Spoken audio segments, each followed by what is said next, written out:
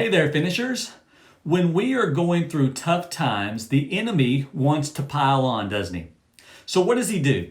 He attacks our minds. He plants doubt, he plants dread, he plants discouragement.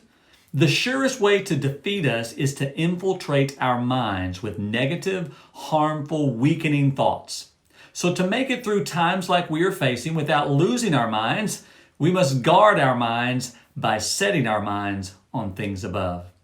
It's not enough to resist those ungodly thoughts. We must replace them with Godward thoughts. The way to empty our mind of those things that weaken our faith is to fill our minds with those things that strengthen our faith. Isaiah chapter 26 verse 3 says, "You keep him in perfect peace whose mind is stayed on you because he trusts in you."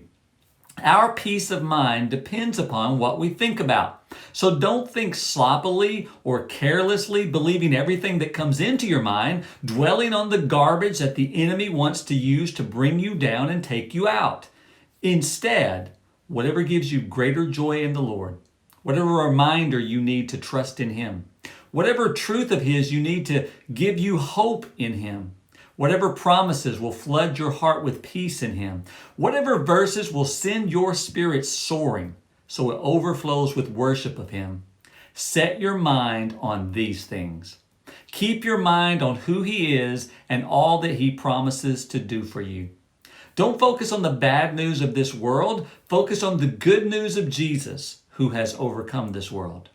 Now, that doesn't mean we need to be ignorant of harsh realities or deny the seriousness of them or refuse to take precautions because of them. It does mean that we never need let them be the definitive factor or deciding force for our state of mind, state of well-being, or state of hope for the future. Jesus is our strength, security, supply, and source for all that we need, for all that we face, for all of our days, for all of the way, until He gets us home.